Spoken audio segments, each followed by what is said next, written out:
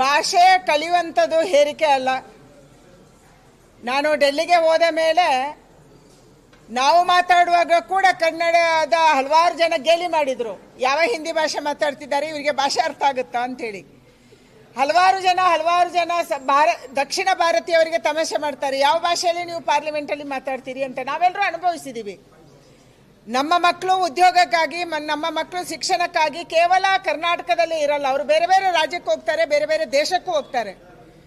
ಯಾವಾಗ ಮಕ್ಕಳು ಭಾಷೆ ಕಲಿತಾರೆ ಕಲಿಬೋದು. ನಾವು ದೊಡ್ಡವರಿಗೆ ಭಾಷೆ ಕಲೀರಿ ಅಂದರೆ ನಮಗೆ ಅಷ್ಟು ಬೇಗ ಕಲಿಯೋಕ್ಕಾಗಲ್ಲ, ಸುಲಭನೂ ಅಲ್ಲ. ಅದಕ್ಕಾಗಿ ನನ್ನ ವಿನಂತಿ ಇರುವಂಥದ್ದು, ರಾಜ್ಯ ಸರ್ಕಾರ ಅನವಶ್ಯಕವಾದಂಥ ತ್ರಿಭಾಷಾ ನೀತಿಯ ಬಗ್ಗೆ ಗೊಂದಲವನ್ನು ಸೃಷ್ಟಿ ಮಾಡ್ತಾ ಇದೆ. ನಾವು ಚಿಕ್ಕಂದಿನಿಂದ ತ್ರಿಭಾಷೆಯನ್ನು ಕಲ್ತಿದ್ದೀವಿ, ಏನು ತೊಂದರೆ ಆಗಿದೆ? ನಾವು ಕನ್ನಡಿಗರೇ, ಕನ್ನಡದ ಮೇಲೆ ನಮಗೆ ಪ್ರೀತಿ ಇದೆ, ಕನ್ನಡದ ಮೇಲೆ ವಿಶ್ವಾಸ ಇದೆ. ನಾವು ಕನ್ನಡವನ್ನು ಕನ್ನಡ ಮಾತೆ ಅಂತ ಹೇಳ್ತಾ ಇರುವಂಥವ್ರು. ಆದರೆ ನಮ್ಮ ಮಕ್ಕಳು ಅತ್ಯಂತ ಚಿಕ್ಕ ವಯಸ್ಸಲ್ಲೇ ಎಲ್ಲ ಭಾಷೆಯನ್ನು ಕಲಿಬೇಕು. ನಾನು ಕೇವಲ ಹಿಂದಿ ಬಗ್ಗೆ ಹೇಳ್ತಾ ಇಲ್ಲ, ಅಥವಾ ಕೇವಲ ಇಂಗ್ಲಿಷ್ ಬಗ್ಗೆ ಹೇಳ್ತಾ ಇಲ್ಲ. ಎಲ್ಲ ಭಾಷೆಯನ್ನು ನಮ್ಮ ಮಕ್ಕಳಿಗೆ ಕಲಿಯುವಂಥ ತಾಕತ್ತಿರುತ್ತೆ. ಆ ಚಿಕ್ಕ ಮಗುವಿಗೆ ಅದು ಮಣ್ಣಿನ ಮೂರ್ತಿಯಲ್ಲಿ ಯಾವುದನ್ನು ಮಾಡಿದರೂ ಕೂಡ ಅದು ಮೂರ್ತಿ ಆಗುತ್ತೆ. ಅದಕ್ಕಾಗಿ ಎಲ್ಲ ಭಾಷೆಯನ್ನು ಎಲ್ಲರೂ ಕಲಿಬೇಕು. ಕರ್ನಾಟಕ ರಾಜ್ಯ ಸರ್ಕಾರ ಗೊಂದಲ ಮಾಡಿದೆ. ನೀವು ಹಿಂದಿ ಬೇಡ ಅಂತಂದರೆ ವರ್ಷದ ಮೊದಲೇ ಹೇಳಬೇಕಿತ್ತು. ಆ ಮಗು ಇಷ್ಟು ಕಷ್ಟಪಟ್ಟು ಹಿಂದಿ ಕಲ್ತಿದೆ, ಎಲ್ಲ ಎಕ್ಸಾಮನ್ನು ಪಾಸ್ ಮಾಡಿದೆ.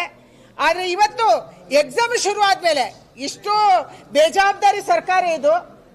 ಎಕ್ಸಾಮ್ ಶುರುವಾಗುವ ಮೊದಲೇ ಹೇಳಿಲ್ಲ, ಎಕ್ಸಾಮ್ ಶುರುವಾದ ಮೇಲೆ ಮಧ್ಯದಲ್ಲಿ ಹೇಳ್ತಾರೆ ಹಿಂದಿ ಬೇಕಾಗಿಲ್ಲ, ಹಿಂದಿಯ ಮಾರ್ಕ್ಸನ್ನು ನಾವು ಕೌಂಟ್ ಮಾಡಲ್ಲ, ನೀವು ಪಾಸ್ ಆಗ್ಬೋದು ಇಲ್ಲ ಪಾಸ್ ಆಗದೇ ಇರ್ಬೋದು.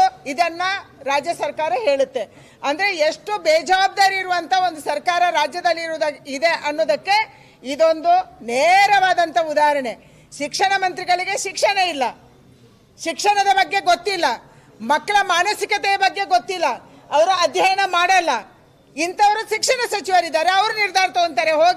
ಹೋಗ್ಲಿ ಮುಖ್ಯಮಂತ್ರಿಗಾದ್ರೂ ಪ್ರಜ್ಞೆ ಇರಬೇಕಲ್ಲ. ಒಂದು ವರ್ಷ ಕಲಿತ ಮೇಲೆ ಎಕ್ಸಾಮ್ ಬರುವಾಗ ನೀವು ಎಕ್ಸಾಮ್ ಬರಿಬೇಡಿ ಅಂತಂದ್ರೆ ಏನು ಅರ್ಥ? ಆ ಮಕ್ಕಳೇನೇ ಹೇಳಿಲ್ಲ ನಮಗೆ ಹಿಂದಿ ಬೇಡ, ನಮಗೆ ಇಂಗ್ಲೀಷ್ ಬೇಡ ಅಂತ ಮಕ್ಕಳು ಹೇಳಿದಾರ? ಮಕ್ಕಳು ಕೇಳ್ಕೊಂಡಿಲ್ಲ, ಎಲ್ಲೂ ಟೀಚರ್ಸ್ ಕೇಳ್ಕೊಂಡಿಲ್ಲ, ಪೋಷಕರು ಕೇಳ್ಕೊಂಡಿಲ್ಲ. ಯಾರನ್ನು ಕೇಳಿ ನೀವು ಕ್ಯಾನ್ಸಲ್ ಮಾಡ್ತೀರಿ?